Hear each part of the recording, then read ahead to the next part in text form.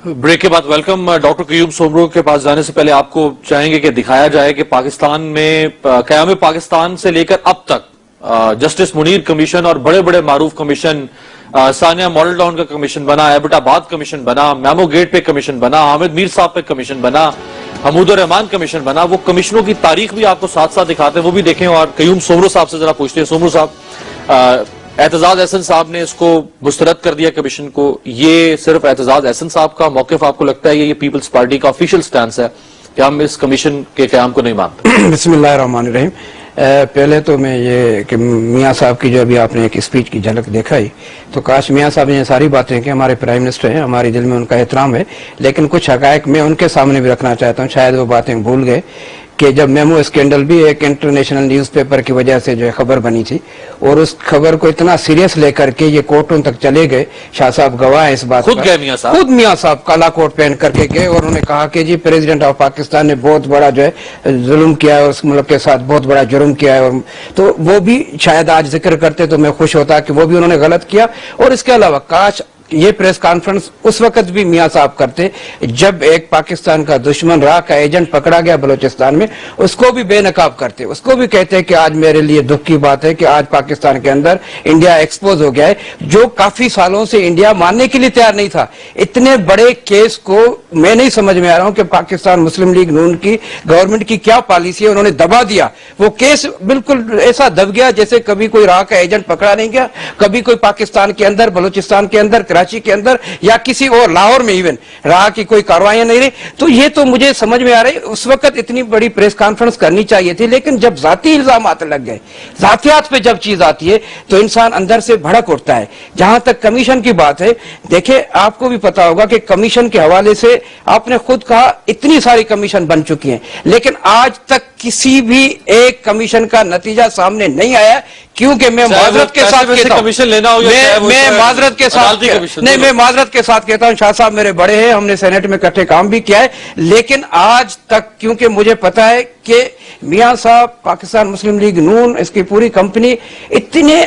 بہترین اور پیارے انداز میں حکومت بھی چلاتے ہیں اور کاروبار بھی چلاتے ہیں تاکہ ان کے معاملات باہر آتے ہی نہیں۔ اگر یہ بریف کیس لے کر کوئٹہ میں بھی جائیں تو یہ معاملات دب جاتے ہیں، اگر یہ کوئی اور کرپشن کریں تب بھی معاملات ان کے دب جاتے ہیں، اگر یہ اور کوئی کاروائیاں کریں، میں ایک ایک اگر گنتی کرنا شروع کر دوں، سپریم کورٹ پہ حملہ کر دیں، شاہ صاحب خود گواہ ہے، تو وہ بھی ٹھیک ہے ان کے لیے، اگر وہ یہاں پہ میٹرو میں کوئی کرپشن کریں وہ بھی ٹھیک ہے، اگر یہ سارے معاملات اس خوبصورتی کے ساتھ چلاتے ہیں کہ مجھے تو ان کی اس خوبصورتی اور اس کاریگری پہ جو ہے رشک بھی آتا ہے، میں سلام بھی پیش کرتا ہوں۔ لیکن یہ جو ایشو بنا ہوا ہے بدقسمتی سے، میں سمجھ رہا ہوں کہ یہ انٹرنیشنل ایشو ہو گیا ہے اور اس میں پرائم منسٹر صاحب کو بہرحال جواب دینا پڑے گا۔ کمیشن کا کوئی وہ نہیں ہوگا کردار، آپ اس میں انٹرنیشنل کسی ایجنسی کو ہائر کریں، وہ ایجنسی جو ہے اپنے انویسٹیگیشن کرے اور اس کی رپورٹ کے اندر جو بھی بات سامنے آ جائے پھر پرائم منسٹر کو یہ بات قبول کرنی چاہیے، کیونکہ اس وقت وہ پاکستان کے پرائم منسٹر ہے، اس کے اوپر پوری ذمہ داری ہے، وہ صرف پی ایم ایل این کے صدر نہیں ہے، وہ ہمارے بھی پرائم منسٹر ہیں، پاکستان کے 18 کروڑ عوام کے پرائم منسٹر ہیں، تو اس کے اوپر بہت بڑی اخلاقی طور پہ ذمہ داری عائد ہو گئی ہے کہ وہ اپنی صفائی پیش کریں، اور صفائی اس طرح ہو سکتی ہے اور قوم اس طرح مطمئن ہو سکتی ہے۔ جوڈیشل کمیشن، وہ بھی ایک جج جو ریٹائرڈ ہے، وہ کمیشن تو میں جوڈیشل بھی نہیں سمجھ رہا ہوں کہ اس سے کیا رپورٹ آئے گی، آج تک کوئی رپورٹ ایسی نہیں آئی ہے اور نہ مجھے کوئی امید ہے۔ لیکن سومرو صاحب، نریندر مودی نے بھی 2 ریٹائرڈ ججز پر ہی کمیشن بنایا۔ دیکھیں نریندر مودی وہ ڈیموکریٹک لوگ ہیں، ان کا وزن ہے، ان کی بات کرنے میں وزن ہے۔ ہماری کہاں ڈیموکریسی ہے، ہماری حالت یہ ہے کہ اپنی ذات پہ آ جائے تو ہم الزامات لگاتے ہیں کہ جی مخالف ہمارے اوپر الزامات لگاتے ہیں۔ اگر آپ خود کرتے جائیں، پیپلز پارٹی کے خلاف کیا ایکشن نہیں اٹھایا؟ کاش اگر نواز شریف صاحب یہ بھی کہتے، میں بالکل ان سے براہ راست مخاطب ہوں کہ جب شہباز شریف صاحب نے اور جسٹس قیوم اور جسٹس راشد عزیز کے درمیان وہ ٹیپ ریکارڈ اسکینڈل سامنے آیا جس میں شہباز شریف صاحب باور کرا رہے اور اس کو زور دے رہے کہ آپ آصف زرداری کو بہرحال سزا دو اور ان کیسوں میں وہ ان کو جانے نہ جانے، تو جسٹس قیوم نے بھی کہا، جسٹس راشد عزیز صاحب نے بھی کہا، اور وقت نے وہ بات ثابت کر دی، دونوں جسٹس گھر چلے گئے اور آصف زرداری صاحب کو 11.5 سال جیل میں رکھنے کے بعد 17 سال کے بعد وہ باعزت بری ہوئے تمام کیسز کے اوپر۔ تو وہ بھی میاں صاحب بتا دیتے کہ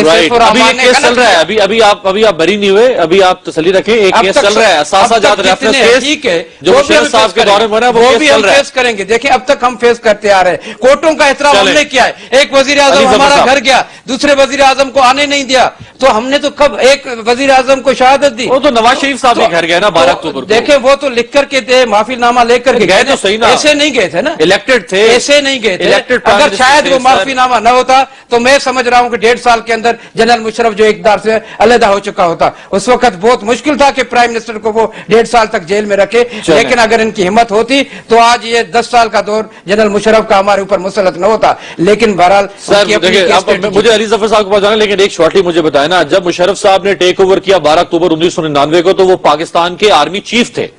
आर्मी चीफ के सामने खड़ा होना तो हम कह सकते हैं शायद मुश्किल होगा उस वक्त के नवाज शरीफ के लिए।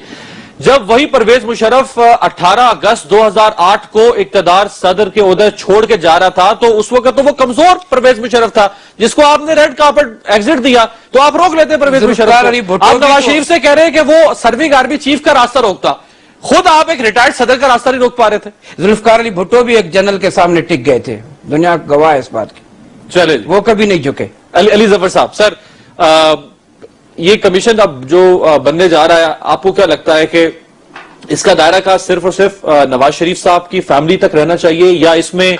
जिसने मनी लॉन्ड्रिंग किया है, जिसने, चाहे वो पॉलिटिशियन है, चाहे वो ब्यूरोक्रेट है, चाहे वो कोई रिटायर्ड जनरल है, चाहे वो कोई सहाफी है, चाहे वो कोई बिजनेसमैन है, जिसने पाकिस्तान से बाहर पैसा भेजा, बाहर इलिसिट मनी इकट्ठी की, इलेजिटिमेट एसेट्स बनाए, अब अगर बन ही गया है ये, तो फिर सबको शामिल करें, फिर अब देखें कि कौमें खड़े कैसे होती हैं। बहुत जरूरी है जी। मैं तो कहता हूं अभी एक प्रीमेच्योर है आपका कहना कि मनी लॉन्ड्रिंग हुई है, कोई ज्यादती हुई है, कोई इलीगैलिटी हुई है कि नहीं।